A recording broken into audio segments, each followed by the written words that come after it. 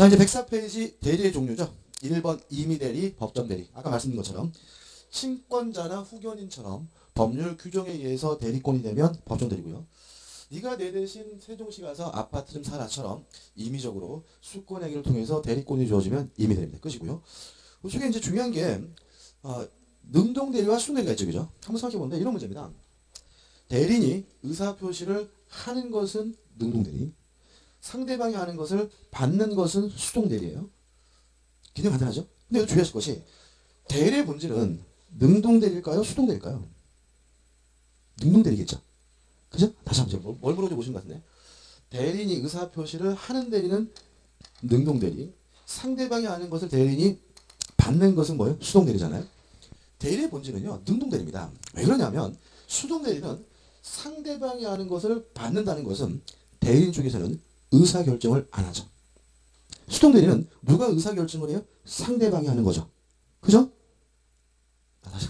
어려운 거 아닌데. 자, 의사표시를 하는 건 뭐예요? 능동대리. 받는 건 뭐예요? 수동대리. 자, 그럼 수동대리는 누가 의사결정하는 거예요? 상대방이 하는 거죠. 그죠? 그럼 결국은 수동대리의 경우에는 대리인 측에서는 뭘 안 해요? 의사결정을 안 해요. 그러면 아까 분명히 말씀드렸지만 대리인이란 뭐 하는 사람이에요? 의사를 결정해주는 사람이라고 하잖아요. 따라서 대리의 본질은 능동대리만인 거예요. 그래서 우리 교재 잠깐 보시면 우측 상단에 2번 해가지고 민법은 원칙적으로 능동대리를 중심으로 규정하고 있다. 기억, 수동대리에 대해서는 능동대리에 관한 규정을 부분적으로 뭐예요? 준용하고 있다라는 말은 무슨 말이냐면 민법에서 규정하고 있는 대리는 다 뭐예요? 능동대리인 거예요. 왜요? 대리인은 타인을 위하여 뭐 하는 사람이에요? 의사를 결정하는 사람이니까요. 다만 수동대리도 할 수 있다 정도예요. 상대방이 하는 의사도 뭐 할 수 있어요? 수용할 수 있다 정도인 거거든요. 또 볼까요? 디귿번. 니은 특별한 사정이 없는 능동대리권이 있으면 수동대리권도 함께 가진다고 했을 된다. 통설. 이 통설이라는 말은 학설의 대립이라는 거죠. 왜 학설이 대립겠어요? 대리인이란 의사를 결정하는 사람이니까 본질적으로 뭐만 해야 돼요? 능동대리만 해야 되잖아요. 그죠? 그런데도 뭐 할 수 있어요? 뭐도 한다고요? 수동대리도 할 수 있다는 건 문제가 있는 거 아니냐. 그래서 뭐가 있는 거예요? 학설의 대립이 있는 거예요. 그럼 우리는 어떻게 기억하시냐면 능동대리와 수동대리를 동급으로 이해하시면 안 돼요. 그죠? 다시 말하면 대리는 타인을 위하여 의사를 결정하는 사람이니까 뭐 하는 사람이에요? 능동대리를 하는 사람이에요. 다만 부수적으로 의사표시도 수령할 수도 있다. 이렇게 이해하셔야지 능동대리와 수동대리를 동급으로 또 이해하시면 이것도 뭐죠? 문제가 풀 때 틀리게 되어 있어요. 그렇죠? 다시 말씀드릴게요. 대리는 타인을 위하여 뭐 하는 사람이죠? 의사를 결정하는 사람이니까 뭐 하는 게 본질입니까? 능동대리가 본질이다. 다만 타의 상대방이 한 의사표시를 뭐 할 수도 있어요? 수령할 수도 있다. 이렇게 좀 기억해 두시고 그 다음에 3번 유권대리와 무권대리. 대리권이 있으면 유권대리, 없으면 뭐예요? 무권대리고. 자세한 건 좀 이따 봐야 되고요. 이렇게 해서 대리의 3명관계가 나오는데 이런 문제입니다. 이제부터 등장인물이 반드시 몇 명이에요? 3명이니까 그림을 그리게 되면 삼각형 모양이다. 그래서 뭐예요? 3명관계라는 말을 쓰는데 아무짝에서 쓴 건 말이니까 읽어볼 필요도 없는 부분이고요. 넘겨보시면 2번에서 뭐가 나오냐면 대리권이 나와요. 자, 양가리 보시면 권리가 아니라 권한이다 이런 말이 나오죠. 그죠? 그럼 권리와 권한의 차이점은 뭘까요? 나 자신을 위한 거는 권리예요. 남을 위한 것은 권한이에요. 그러니까 나를 위한 건 뭐라고요? 권리. 남을 위한 것은 뭐예요? 권한. 이렇게 되죠? 자, 한번 생각해보자고요. 대리권을 가지고 법률행위라면 자신에게 효과가 있는 게 아니라 남에게 효과가 있는 거니까 대리권은 권리가 아니라 뭐예요? 권한인 거예요. 이번에 그 황교안 총리가 대통령 권리 대행이 아니라 뭐예요? 권한 대행이죠. 왜요? 만약에 대통령을 권리로 이해하게 되면 나를 위해 쓸 수 있는 거잖아요. 근데 지금 박근혜 씨가 왜 문제인 거예요? 나를 위해 썼으니까 문제 아닌가 그죠? 다시 말하면 대통령은 권리가 아니라 뭐예요? 권한인 거죠. 제가 요새 이렇게 TV다 보니까 이 양반이 약간 좀 이상한 인식이 좀 있더라고요. 그 청와대를 내 집 이런 식으로 생각한대요. 그러니까 어렸을 때 자란 집이잖아요. 자란 곳이잖아요. 그러니까 뭐예요? 내가 되찾아야 될 집, 내가 돌아가야 될 집 이런 인식이 좀 있었다 하더라고요. 그러니까는 그 양반 입장에서는 지금 막 어제 뭐 피눈물을 흘렸다고 그러시는데 그게 뭐 그런 뭐랄까요 후회 뭐 내지는 뭐 사과 이런 눈물이 아니겠죠, 그죠? 억울한 거죠. 아니 내 집에서 내가 사는데 왜 지들이 뭐라 그러고 그죠? 그러니까 그분은 아직도 이 대통령이라는 거를 권한이 아니라 뭐예요? 권리라는 인식이 있는 거죠. 내가 대통령으로 산 건데 뭘 그러지? 막 이런 식의 생각을 가지고 있는 거죠. 그러니까 그 양반은 지금 뭐가 문제냐면 기본적인 자질에 굉장한 문제가 있는 분이죠. 그러니까 청와대도 뭐예요? 내 집. 그죠? 그러니까는 그런 부분이 대통령이 됐다는 게 어떻게 보면 굉장히 뭐죠? 큰 문제고 아무튼 뭐 그 대통령은 뭐가 아닙니까? 권리가 아니라 권한이고 대리권도 뭐예요? 권리가 아니라 뭐죠? 권한이다 이렇게 되는 거죠. 그 제가 그러니까 그 박근혜 대통령은 청와대가 언젠가는 내가 대차될 내 집 이런 생각을 가지고 계셨다고 하더라고요. 그거 보니까 뭐가 떠오르냐면 이 시험 상관없는데 일본 놈들이 좀 떠올라요. 일본 놈들이 왜 그러냐면 그거 아세요? 일본 애들은 우리한테 상관 안 하죠. 그죠? 근데 그 독일 애들은 상하죠. 독일 사람 유럽 사람 상하잖아요. 그죠? 그 이유가 좀 있어요. 그러니까 우리가 알다시피 역사적으로 그리고 옛날에 뭐 다큐멘터리 보면은 뭐 백제 지역에서 뭐 왕족들이 넘어가서 뭐 일본이 되고 뭐 그래가지고 뭐 일본이 뭐 그런 게 많이 나오죠. 그죠? 무열하게 뭐 일본 태어나고 뭐 이런 게 많이 보셨나요? 안 보셨어요? 아무튼간에 그 일본의 그 천황이라는 애? 일본 왕은 백제 왕과 혈연적 연관이 있습니다. 그래가지고 이 지금 현재 천황이 왕이 나는 백제와 혈연적 연관이 있다는 걸 충분히 알고 있고 인식하고 있다 이런 얘기도 하고 뉴스 보도기도 하거든요. 그래서 얘네들은 요 그 한반도에 대한 로망이 좀 있어요. 우리가 만주에 대한 로망이 있는 것처럼. 우리는 뭐 당군, 왕금, 고구려 뭐 이래가지고 우리는 완주 지역을 뭐죠? 영위하고 있던 대국이었는데 쪼그라들어서 뭐죠? 한반도에 살고 있다 그죠? 그래서 통일신라를 비판하는 분들은 뭐예요? 만주 지역을 상실했다. 그래서 예를 들어서 우리가 만약 나라가 힘이 세져가지고 중국한테 만주 땅을 뺏었어요. 뺏어가지고 한 30년 있다가 다시 중국한테 뺏겼어요. 그랬을 때 중국한테 사과할까요? 아니죠. 왜요? 우리 조상의 땅이고 우리 민족의 땅이고 어차피 회복해야 될 땅인데 억울하게 뭐죠? 다시 뺏겼다. 이런 인식이 갖겠죠? 얘네들도 비슷한 인식이 있어요. 이 지역은 한반 남부 지역은 자기네들이 뭐요? 수복해야 될 땅, 돌아가야 될 땅, 뭐 이런 생각이 있기 때문에 자기들이 그 일제시대 우리를 감정했던 것은 뭐예요? 정당한 거죠. 자기의 그 오랜 민족적 염원이 뭐였어요? 달성된 시기였던 것이지 이것이 돌아와서 뺏겼다 하더라도 결코 뭐 할 마음이 없는 애들이 사과할 마음이 없는 거죠. 이 어떤 상태 아시겠죠? 그러니까 얘네들이 굉장히 무섭습니다. 일제시대는 대부분 땅이 일본 땅이었겠죠? 개인 소유권이. 그죠? 근데 이제 그 사람들은 이제 해방이 되면서 쫓겨났잖아요. 쫓겨났는데 보상 없이 쫓겨났겠죠? 그죠? 그러니까 걔네들은 뭐예요? 자기 땅을 강탈당했다는 생각을 해요. 일본 애들이. 그래가지고 그분이 돌아가시잖아요. 그죠? 돌아가셔서 뭐라 그래요? 내가 한국에 충청도 어디 가면 내 땅이 50만 평이 있는데 그 땅 내가 그때 내가 한 푼도 벗어놓고 뺏기고 왔다. 네가 나중에 꼭 그 땅 되찾아야 된다. 라고 유언을 한대요. 그러면 걔네들이 뭐 하는 거죠? 이제 한국에 와가지고 이제 그 땅 가는 거 사가지고 인증서 싣고 우리 할아버지 땅, 뭐 돌려받을 땅 이런 식으로 사진 찍어서 올리고 막 그런데 요새. 무섭지 않습니까? 그러니까 만약에 이렇게 그 외진데 갑자기 일본에서 나타나면 좀 조심하셔야 되겠죠.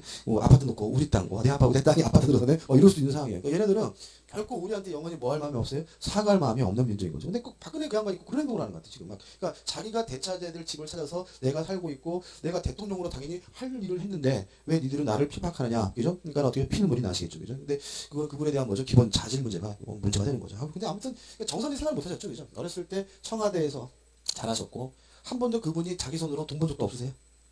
그잖아요, 그죠? 뭐 어디 직장에서 월급 받아본 적도 없으시고, 그러니까 경제적으로 어려움을 느껴본 적도 없고요. 얼마나 돈 버는 게 어렵다는 것도 모르시고, 그잖아요, 그 양반은. 정상적인 직장이라는 거 얻어본 적도 없으신 분이니, 그러니까 그 양반이 현대판 뭐인 거예요? 공주인 거죠. 그러니까 그런 분이 대통령이 됐으니 이 나라가 이만이 있고, 그걸 왜 저는 안 찍었어요, 그때. 왜 그 양반을 찍었는지 모르겠어, 진짜. 진짜 짜증나 죽겠어, 진짜. 아무튼 요새 막 큰일 날 줄이잖아. 걱정돼 죽겠어요. 솔직히 전에도 말했지만 탄핵소추 헌법 재판소 무조건 인용 결정 안되면 없어요, 그죠? 전에 유료 설명 드린 적이죠, 한번, 그죠?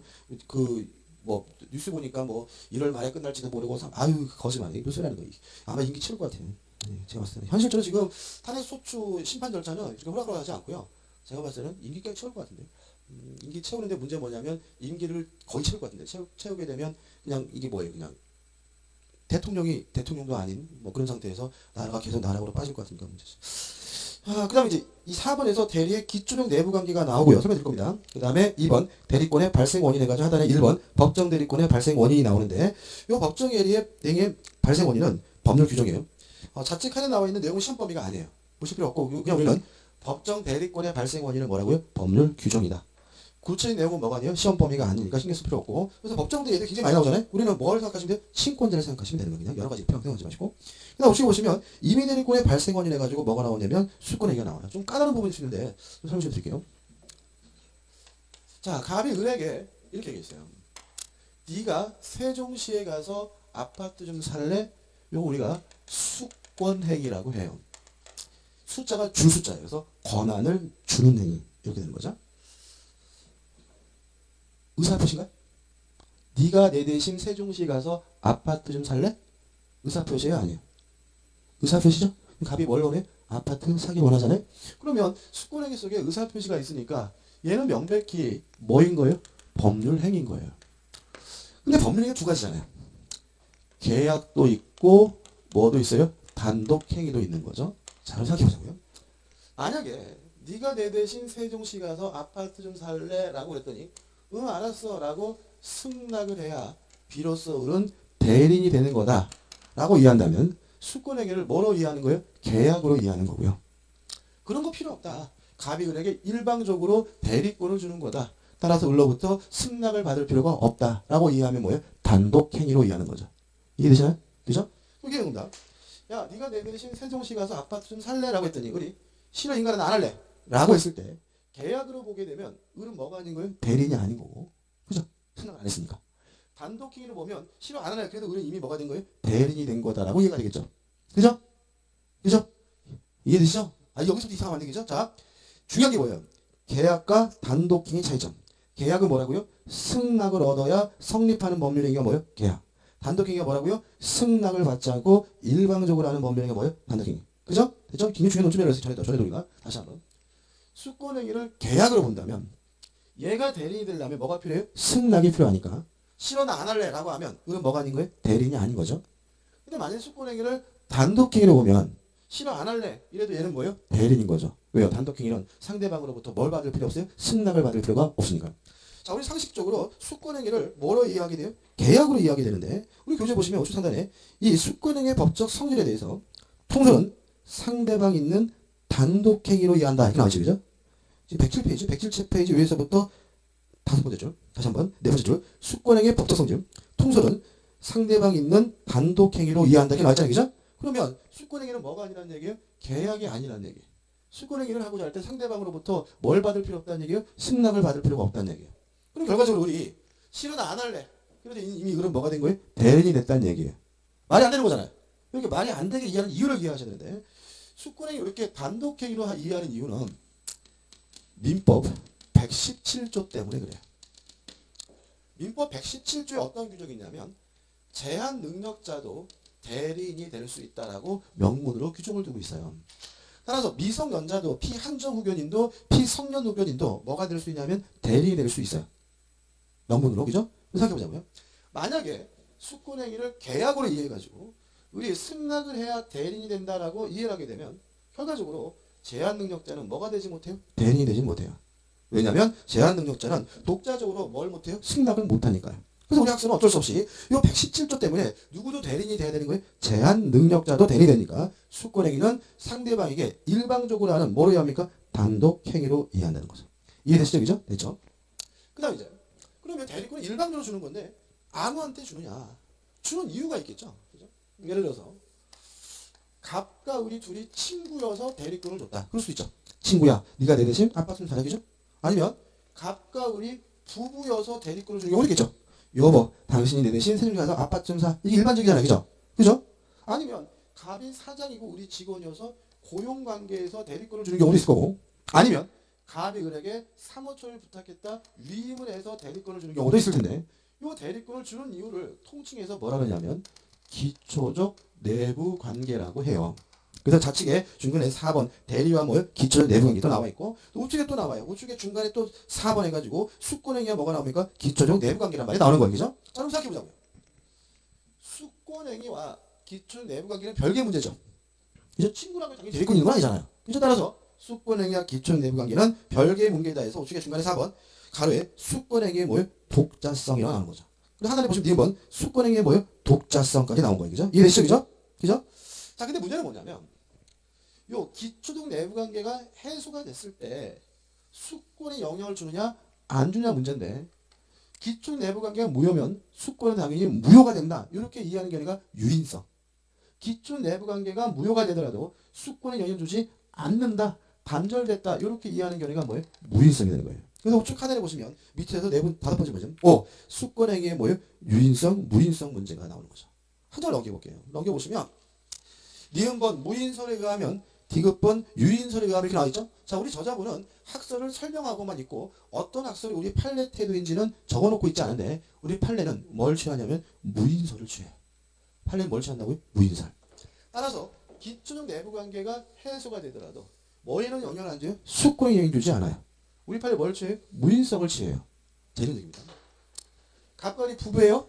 부부여서 여보 당신 내 대신 세종시 가서 아파트 좀 사라고 대리권 줬거든요. 그러고 나서 둘이 이혼했어요. 이혼했을 때 자동으로 대리권이 없어진다 이렇게 이해하는 게 뭐예요? 유인성이고 둘이 이혼했더라 아직 을에게는 대리권이 있다라고 이해하는 게 뭐예요? 무인성인데 우리 판에 뭘 취한다고요? 무인성을 취한다. 고용이에요. 갑이 을한테 을과장 당신이 말이야 내 대신 세종시에서 아파트 좀 사라고 대리권을 줬는데 이 인간이 점심 때 뭘 잘못 처먹었는지 관두겠다라고 사표를 쓰면 자동으로 대리권이 없어진다. 이게 뭐예요? 유인성. 얘가 사표 썼더라도 을의 대리권은 안 없어진다. 이게 뭐예요? 무인성. 이렇게 취하는데 우리 판례 뭘 취한다고요? 무인성을 취해요. 판례를 제가 한 가지 소개시켜 드릴 텐데 이거 앞에 있는 판례인데 들으시면 되는데 자 이런 문제입니다. 갑이 을과 만나가지고 도박을 했어요. 도박을 하고 갑이 도박비, 도박 채무를 부담하게 됐어요. 예를 들어서 뭐 1억이다라고 할게요. 안 갚아도 되죠?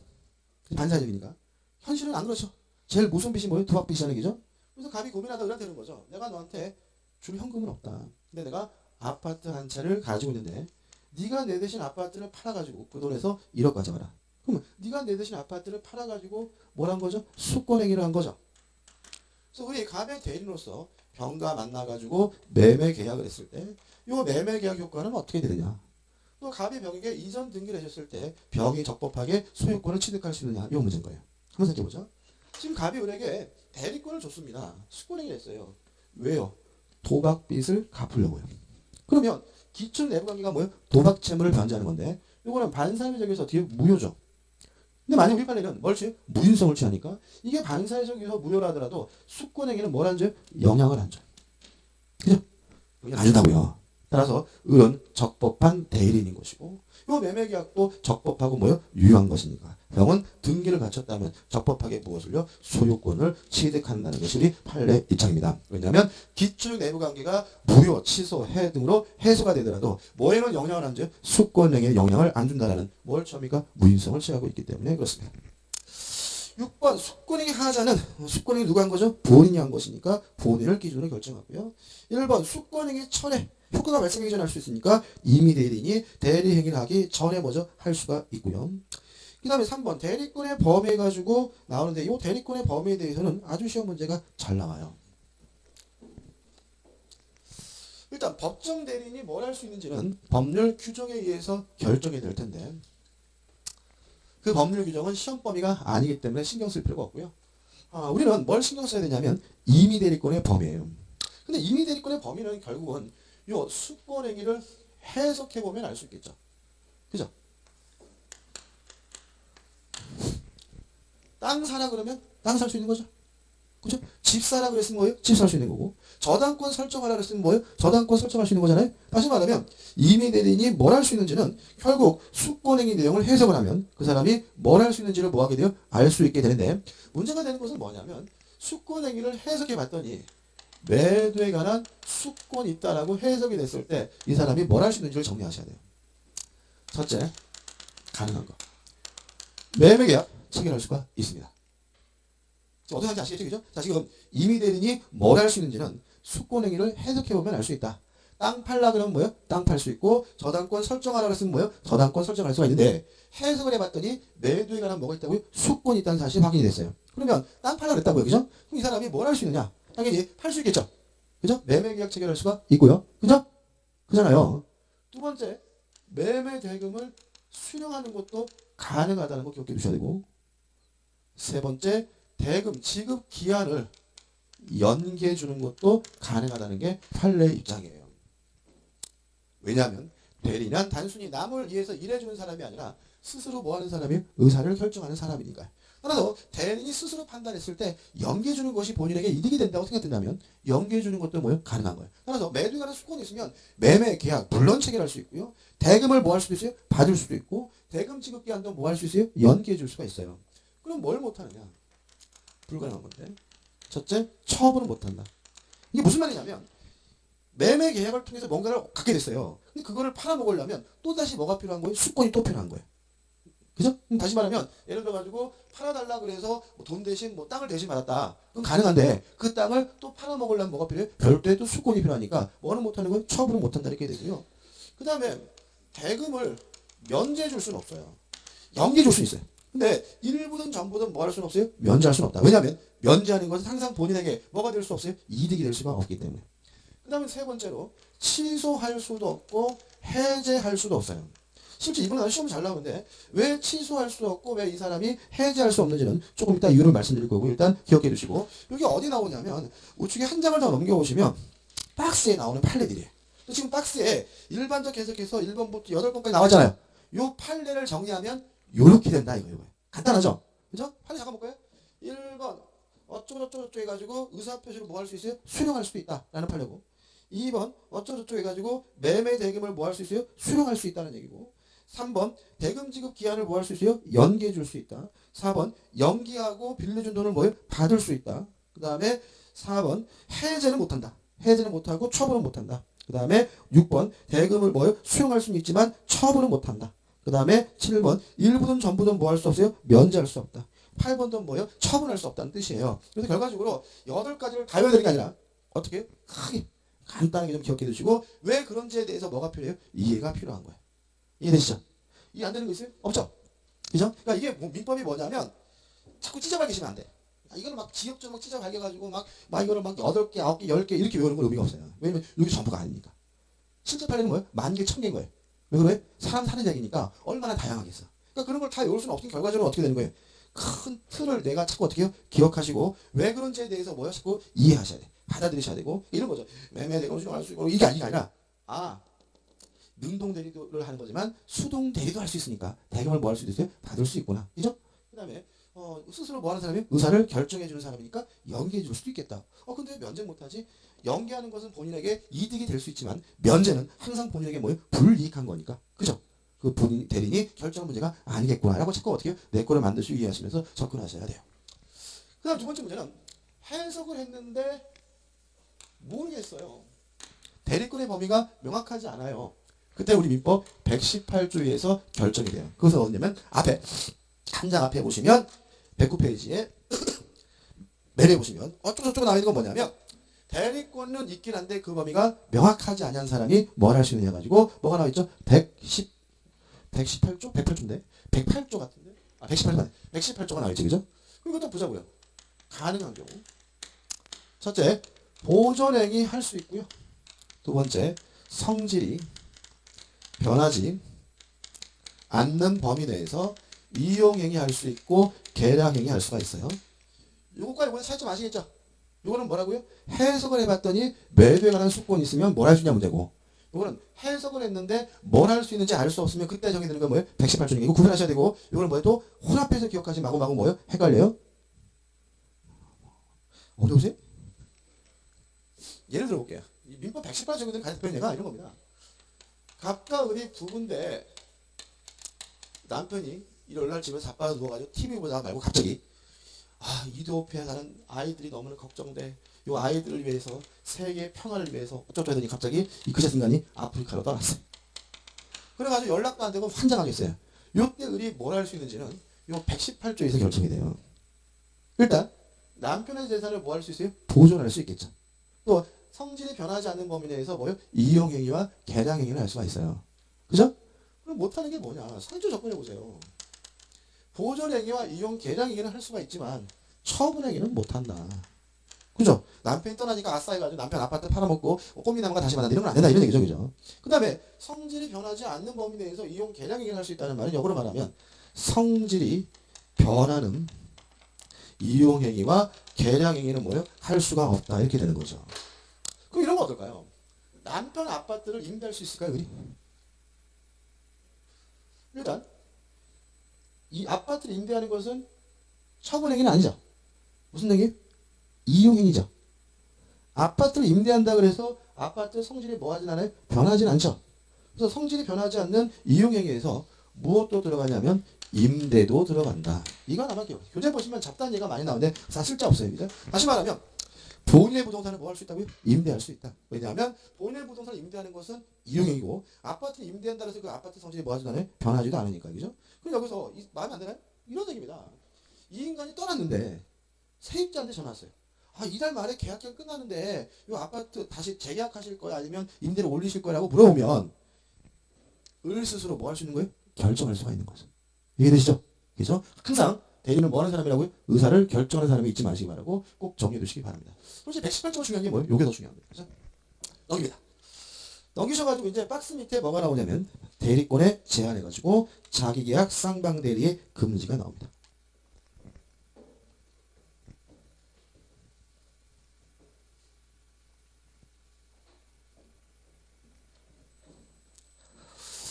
자, 이런 문제입니다.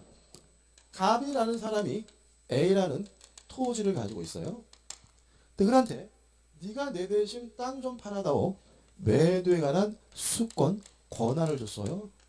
우리 뭐가 돼요? 대리인이고.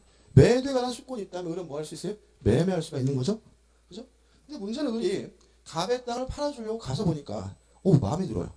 남주기 아까워요. 지가 직접 요 땅을 샀다면 이거 우리가 뭐라 그러냐면 자기 계약이라고 해요. 여기까지는 별 문제가 없어 보입니다. 그죠? 근데 문제는 여기서 별 문제가 없다라고 느껴지면 그분 아직도 대리를 이해 못하고 계신 거예요. 아직도 뭘 생각하시는 거예요? 사자를 생각하시는 거예요.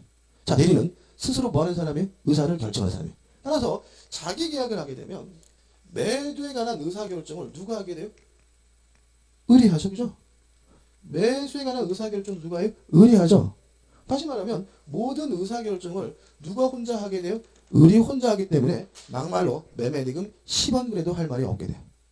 무슨 아시겠죠? 이런 식 생각하지 말라고 해요. 팔아달라고 부탁할 때 2억에 팔아달라 이렇게 되면 사자인 거잖아요. 그죠? 네가 내 땅 좀 3억에 팔아줄래? 이거 사자요. 왜요? 스스로 뭘 해야지만요? 의사를 결정해야지만 대리니까. 그러니까 자꾸 이 사자를 떠올리지 마시라고요. 그러니까 무작정 뭐예요? 땅 좀 알아서 팔아달라고. 이게 대리인 거예요. 그러면 지가 직접 사게 되면 모든 의사결정 누가요? 지 혼자 다 하게 되니까 매매리금 10원 그래도 할 말이 없다는 논리가 발생하기 때문에 이 자기계약은 원칙적으로 뭐가 되는 거예요? 금지가 되는 거예요.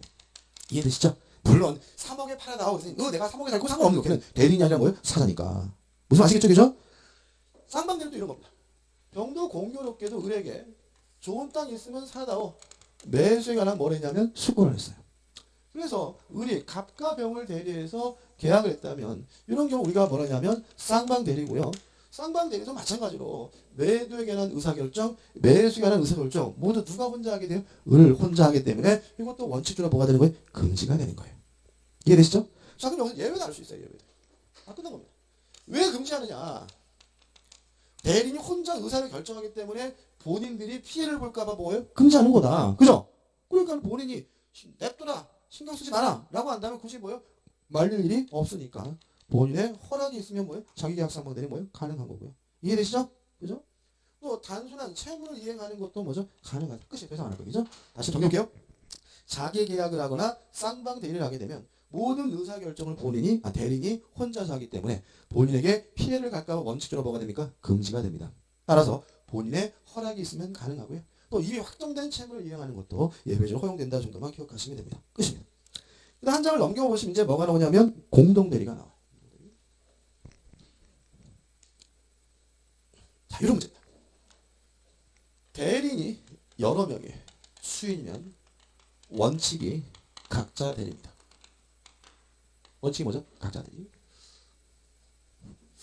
예를 들어서 갑이 을한테 네가 세종시 가서 아파트 좀 살아라고 대리권을 주고요.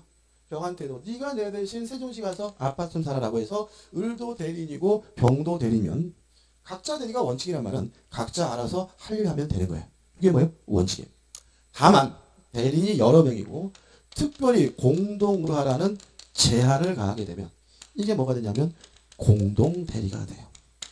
만약에 갑이 을과 병에게 대리권을 주면서 함께 해라 라고 공동으로 하라는 제한을 가하게 되면 이제는 각자가 하면 안 되고요. 함께 해야 되는 뭐가 돼요? 공동 대리가 되고요. 이 경우에 위반해서 한 사람이 하게 되면 무권 대리가 되는 거예요. 자, 개념인데 여기서 좀 해보자고요. 뭘 공동으로 해야 되는 거예요? 뭘 공동으로 해야 돼요? 대리는 뭐 하는 사람이죠? 네, 의사 결정만 공동으로 하면 되는 거예요. 뭐만요? 의사 결정. 따라서 을과 병이 갑의 공동 대리인이라면 어떤 아파트를 사고 어느 금액에 구입할 건지 함께 결정했다면 계약서는 아무나 한 사람만 쓰면 돼요. 뭐만 공동으로 하면 돼요? 의사 결정만 공동으로 하면 돼요. 따라서 수동 대리는 굳이 공동으로 할 필요가 없습니다. 수동 대리는 굳이 뭐 할 필요 없다고요? 공동으로 할 필요가 없어요. 왜요? 수동 대리는 대리인이 뭘 하네요? 의사 결정을 안 하니까요. 그죠? 그죠? 그죠? 그죠? 공동들의 가장 대표인 예는 친권자입니다. 어머니도 친권자고 아버지도 친권자죠. 그죠? 뭘 함께 해야 돼요? 의사결정. 공동대리. 따라서 아이가 있는데 아이가 7살이에요. 지금 학교를 보낼까 내년에 학교를 보낼까 고민이에요. 그러면 어머니 아버지가 함께 결정했다면 아이를 학교 데려가는 거는 엄마가 혼자 데려가도 돼요. 뭐만 공동으로 하면 돼요? 의사결정만 공동으로 하면 되니까. 이해되시죠? 그죠? 그 과거에 한 몇 년 됐는데 한 7, 8년 된 것 같은데요. 천안에서 어떤 일이 있었냐면 그 요즘도 그러나요? 그 자녀가 많으면 아파트 당 추첨할 때 우선권을 주나요? 지금도? 아이가 많으면?